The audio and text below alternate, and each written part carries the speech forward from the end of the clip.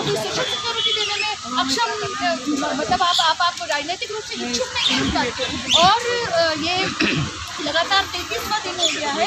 आज पूरे आंध्रा में जो है, आंध्रा तेलंगाना के अंदर आज संक्रांति पर्व मनाया जा रहा है, सरकारी पर्व मना रही है। यहाँ आंध्रा भवन के अंदर पर्व चल रहा है, लेकिन वो इतनी सारी औरतें जो है सड़क पर बैठी हुई हैं। ये क्या मजाक है भारतीय राज्य के जो आंध्र प्रदेश सरकार है उसकी, इतनी जो ये 100% विमेन वर्कफोर्स होती है, उस विमेन वर्कफोर्स के साथ क्या मजाक है, उसके श्रम की शोषण का सरकारी तरीका। तो आज Indian federation of trade unions के साथ कुछ और ट्रेड यूनियंस ने आंध्र प्रदेश की आंगनबाड़ी महिलाएं जो संयुक्त रूप से विभिन्न ट्रेड यूनियन जिसमें IFTU एक महत्वपूर्ण घटक है, उनके संघर्ष का, उसके नेतृत्व में जो वो संघर्ष वहाँ पर चल रहा है, उसको एकजुटता दिखाने के लिए IFTU दिल्ली कमेटी और तमाम ट्रेड यूनियंस ने जो यहाँ पर प्रदर्शन किया था, उसके साथ सॉलिडारिटी दिखाने के लिए, अपनी एकजुटता दिखाने के लिए आज प्रगतिशील महिला संगठन दिल्ली के साथ भी यहाँ इस प्रदर्शन में शामिल हुए थे। और हम मांग करते हैं, इस मांग का समर्थन करते हैं कि एस्मा जो है वापस लिया जाना चाहिए और आंध्र प्रदेश की जो आंगनबाड़ी कर्मियों की जायज़ मांग है उनको पूरा। तो आप सोच सकते हैं जहाँ पर्व मनाया जा रहा है वहीं पे महिला जो है सड़कों पर बैठी हुई है और 33वां दिन माना जा रहा है। और जो मतलब आंध्र प्रदेश में ही ऐसा क्यों हो रहा है कि एस्मा कानून लागू कर दिया है? नहीं, ऐसा नहीं होता। ये सरकारों के तर्कश में जो ना जगह जगह वो होते हैं, तीर होते हैं।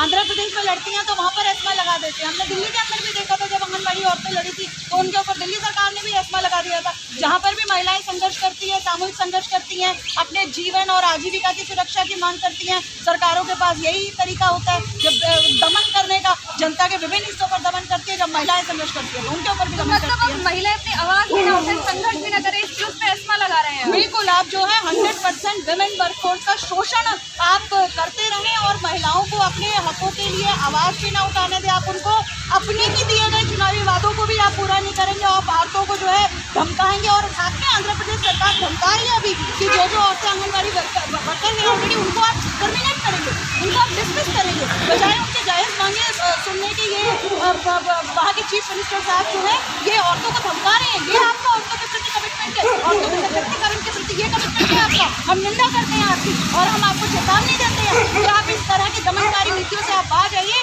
वरना पूरे भारत की औरतें जो है इन संघर्षकारी औरतों के समर्थन में। और ये एस्मा कानून के तहत आप हड़ताल भी नहीं कर सकते, आपको जेल हो सकते हो, साथ में जुर्माना भी भरना पड़ सकता है। बिल्कुल, ये दमनकारी कानून है। ये बहुत दिनों से जो है हमारी भारतीय राज्य व्यवस्था ने न्यायिक प्रक्रिया के तहत इस तरह के दमनकारी कानून, एस्मा और UFA जैसे कानून उन्होंने रखे हो। और हम मांग करते हैं इन कानूनों की किताबों से हटा देना चाहिए। जनवादी देश के अंदर जो इस तरह के कानूनों का कोई मतलब नहीं है, एस्मा का कोई मतलब नहीं है। जनता के संघर्षों को दबाने का जो आपका तरीका है, आप जो है बजाय लोगों की जायज़ मांग सुनने के आप उनके ऊपर दमन करते हैं और निंदा करते हैं।